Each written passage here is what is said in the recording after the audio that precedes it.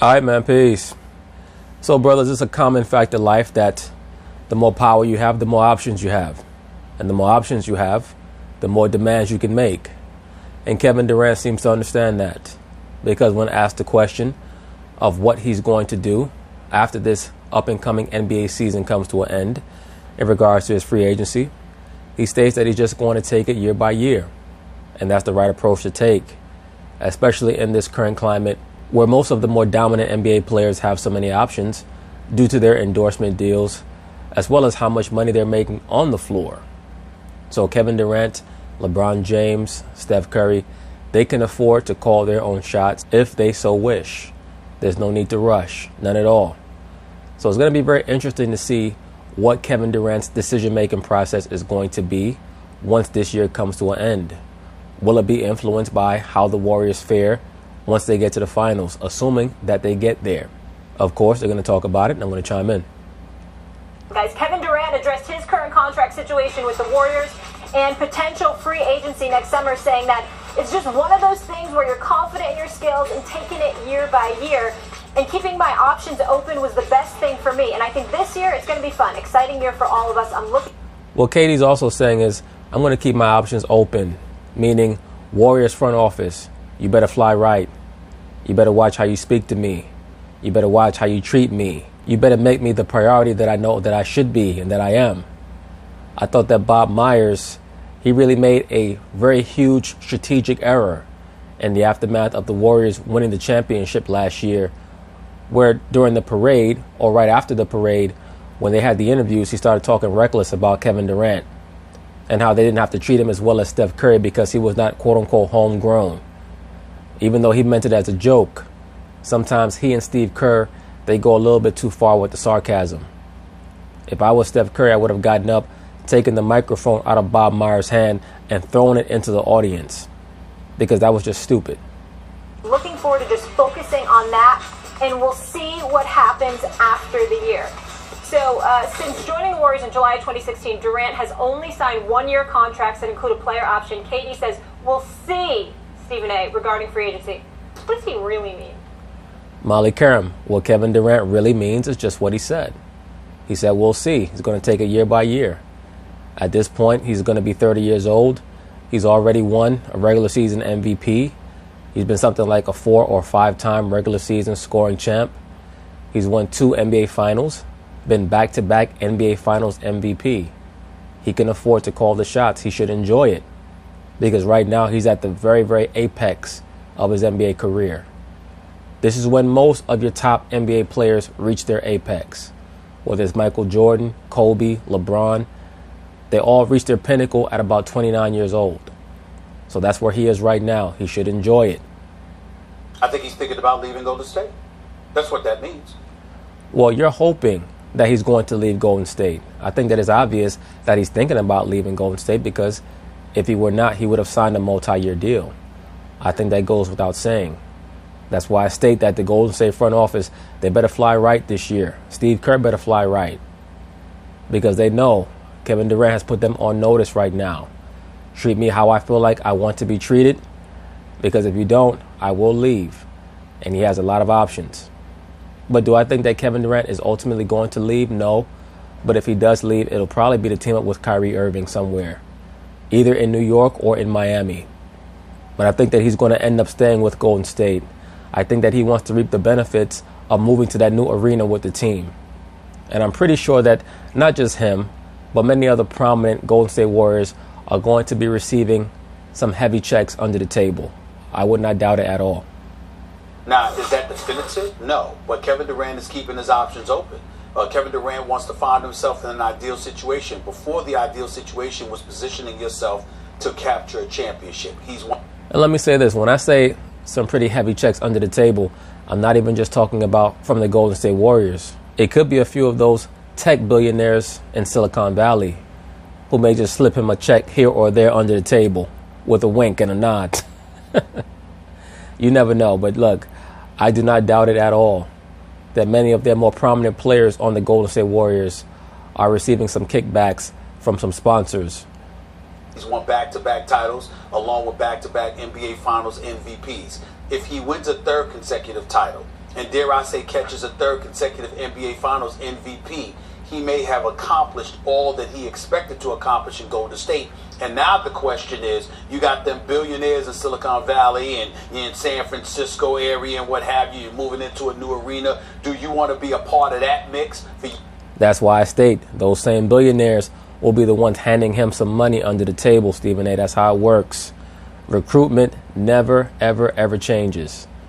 Whether they're being paid in high school or whether they're being paid in college or whether they're being paid under the table in the pros. It all works the same way. Money talks. For years to come with Steph Curry and at least Klay Thompson or Draymond Green, because it's likely not going to be both because you can't play all four of them? Or do you just... I dispute that. I think that they can pay all four of them. It depends on how willing they're going to be to pay the luxury tax. What that means is that they're going to be charging their season ticket holders out the wazoo.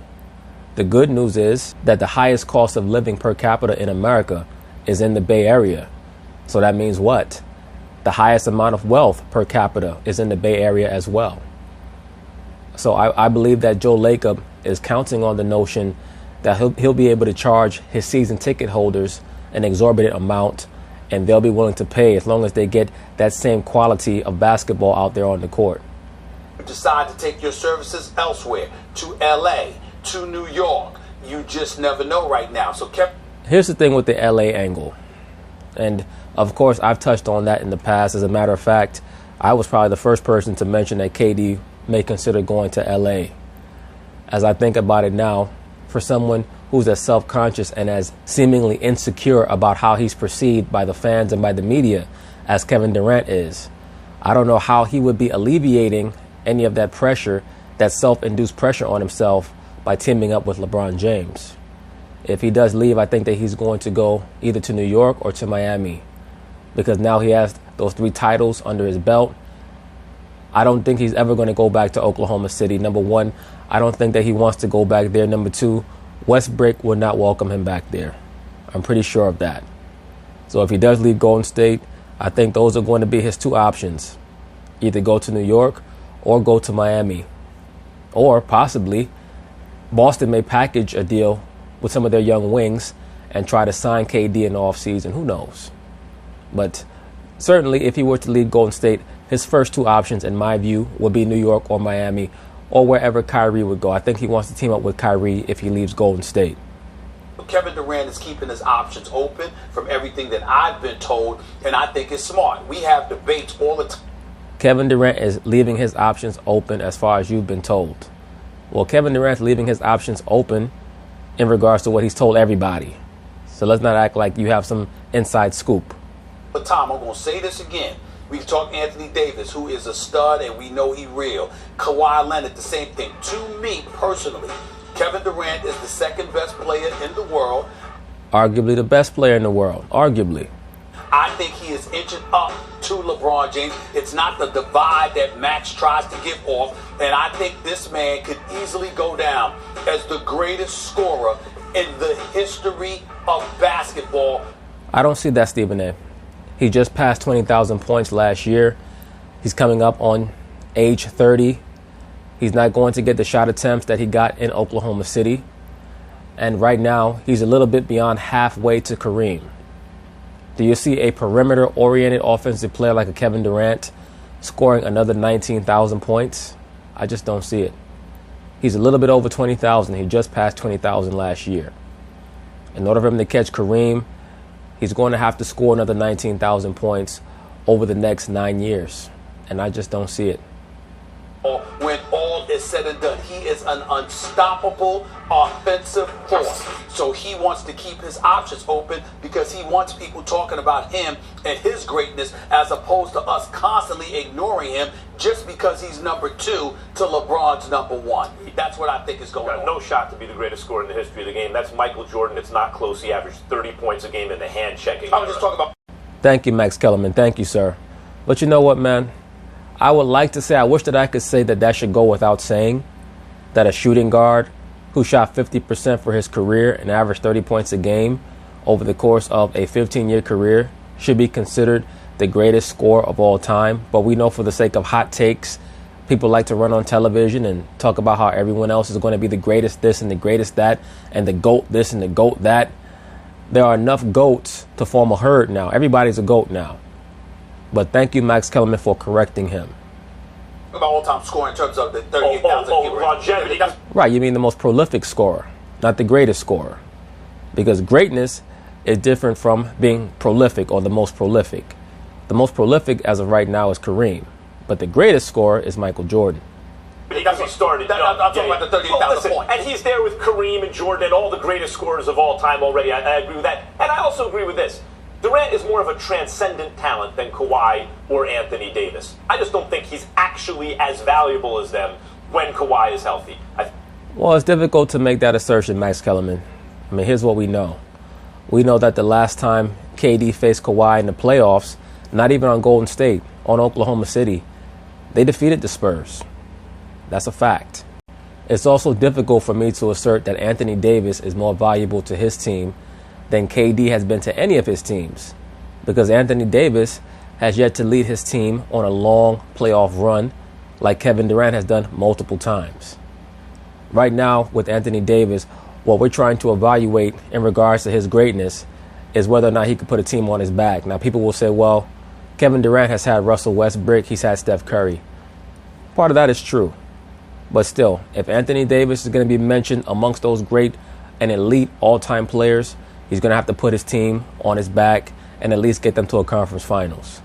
There's going to have to be a year where he faces a team in the second round that he's not supposed to beat, and he's able to overcome that team and get his team to the third round. At the very least, LeBron has done it, Jordan has done it, Iverson has done it. All the greats have done it in the past. And Anthony Davis is going to have to do it before I consistently mention his name amongst the Kevin Durants, the LeBrons, the Steph Currys, etc. I think he comes in 4 for me. 3-4. Let me say this. Damn, he has Kevin Durant at 4. He has him behind Kawhi and Anthony Davis. Wow. What does KD really mean by this? What KD really means is, and this is why there's an ocean between LeBron and everyone else, it's on the court, yes, but it's also off the court. What he means to say is, the game has changed. This is the LeBron James story, the NBA, this era. Like it used to be the Jordan story. The game has changed. LeBron James has changed the game off the court. I agree with that. And that's why I've stated that LeBron James' greatest contribution to the NBA is how he's changed the mental paradigm, the outlook of the players. At one time, the players thought like hoes. Now they're starting to think more like pimps.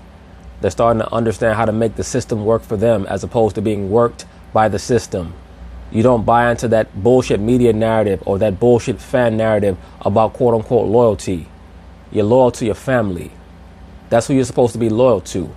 Not to a team, not to a franchise, not to a fan base, not to a city. Because when it's time for them to trade your ass, they're going to do it and they're not going to bat an eyelash. So you do what's best for you.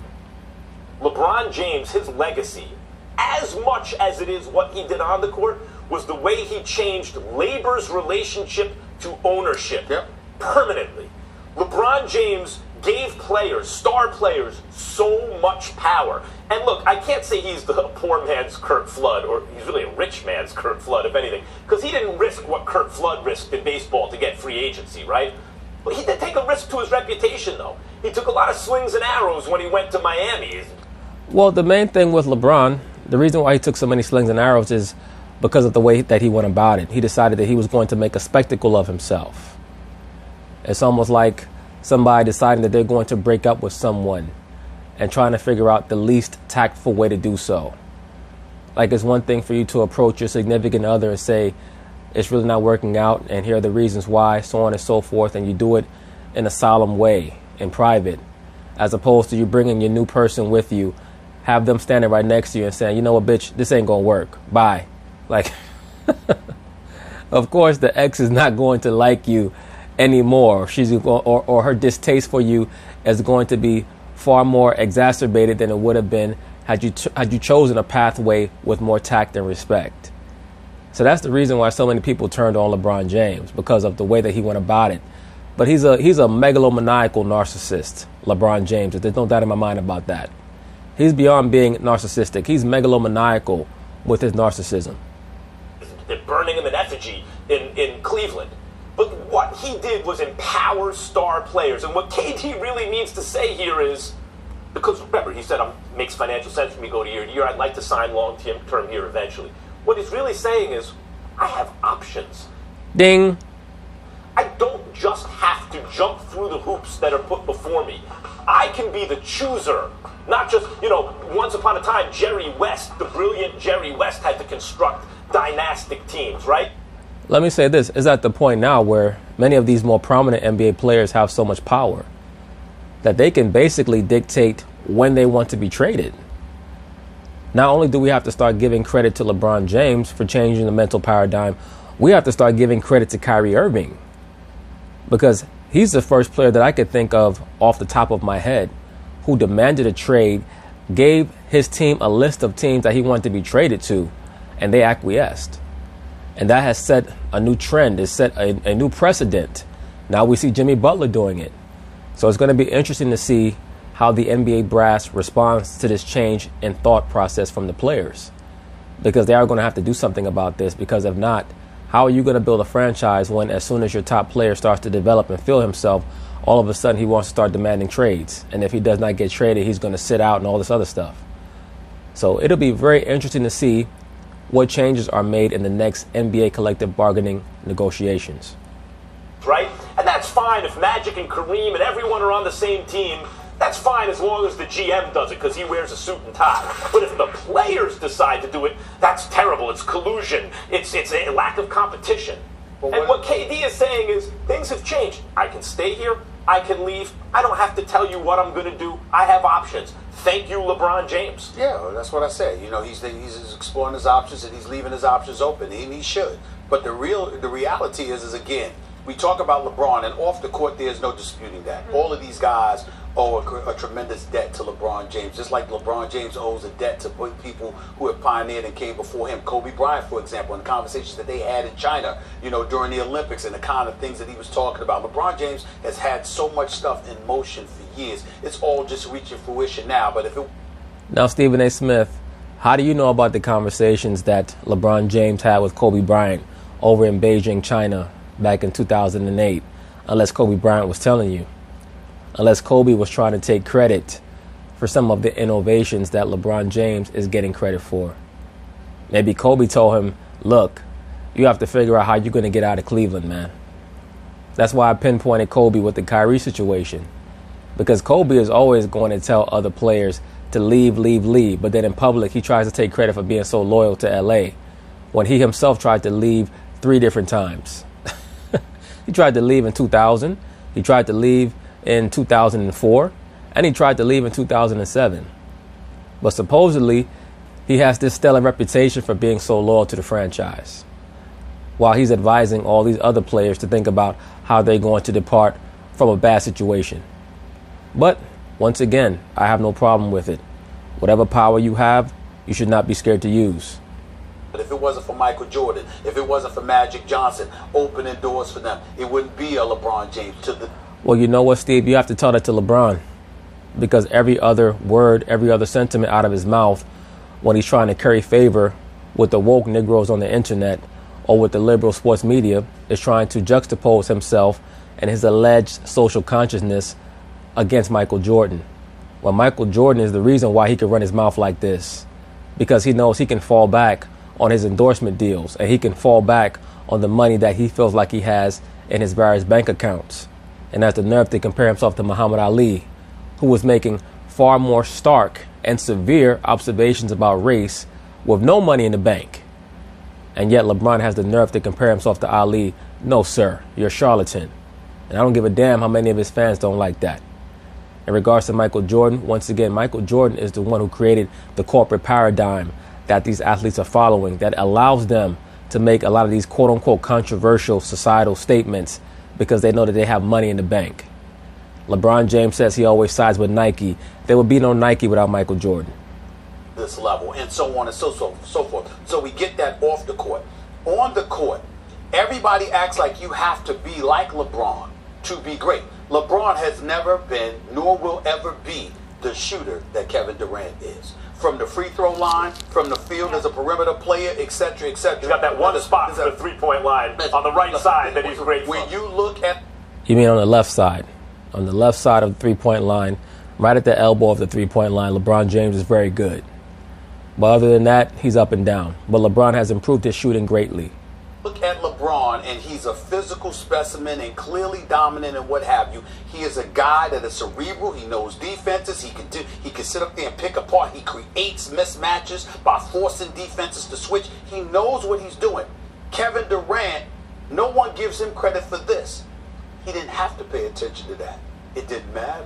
Because you got to remember, LeBron wanted certain spots. Sometimes he wants to post shoot. Obviously, he wanted to be on the perimeter. Sometimes you had to prod him to use his physicality to his advantage early in his career because he didn't want to take guys down low. That was one of the things that cost him championships earlier on. His unwillingness to go down low and to be a man amongst boys like he was. Kevin Durant. Or the fact that he had no teammates. Come on. No, I said go down low. These are things, these are facts, Mac. Just read them up. These are news stories that have been, even LeBron has admitted. He needed to go down low more. You mean in the first Miami series against I'm Dallas. talking about the early part of his career. He didn't want But to why play are you focusing on what they are naturally? What about what they actually are? Because what I'm saying to you is, if you are a Kevin Durant, while people want to focus on what you are not, they don't recognize the fact he didn't have to be. Okay, because he was that skilled. Time out. No, sir. And I have to disagree with Stephen A. Smith there. I'm not quite sure what Max Kellerman is going to say to rebut that, but you can't act like Kevin Durant was a finished product because at the end of the day, brother, if he was truly as finished a product as you're making him out to be and trying to allege him to be this alpha in the rough who does not want to accept that he should consider himself an alpha, he would never have left OKC in the first place. The fact of the matter is that although Kevin has had great potential, you can see that he's mastered basically almost every skill that you can master on the offensive side. It's the mental game where he was lacking. And you state that LeBron James is a basketball mastermind. I agree with that. He's a basketball mastermind at how he likes to play. Once again, very similar to an Oscar Robertson. I'm not quite sure if LeBron will ever have the ability to humble himself like Oscar Robertson did when he went to Milwaukee. But in regards to Kevin Durant, they basically had to tear everything that Kevin thought he knew about basketball down to the very, very floor, to the basement, and build it back up according to the principles of the Golden State Warriors, which is to make sure that you get the best shot, that you move without the basketball, and don't get stuck in the rut of one-on-one basketball. Those are the issues that he had. Now, He was that skilled. who's a more unstoppable, forget about scoring, forget about natural, forget about who it's easy for, who's a more unstoppable offensive player? It's a 5-on-5 game. LeBron James or Kevin Durant? Kevin Durant. Well, it depends on what you're talking about. If you're talking about who's more unstoppable going to the basket, then yes, it's LeBron James. But if we're talking about everybody's offense flowing, I may have to take KD over LeBron. Here's the thing about LeBron also. Once LeBron passes by that 42, 43, 44 point threshold, his body starts to burn out. He starts to cave in. He just does not have the stamina for that one game that a Jordan or a Kobe have in regards to scoring. In all of LeBron's most ferocious scoring performances, once he hits that 43, 44 point threshold, his body starts to break down. I have to give him credit in last year's finals where he had 51. That was some of the better stamina that I've seen from him. But still, it looked like he was starting to peter out. Now, KD, because he has less muscle mass on him, is more likely to keep going if his offense is flowing. But now, if we're just going to talk about penetration, then yeah, I'll take LeBron over KD. But overall offensive skill set, KD is a better offensive player than LeBron James.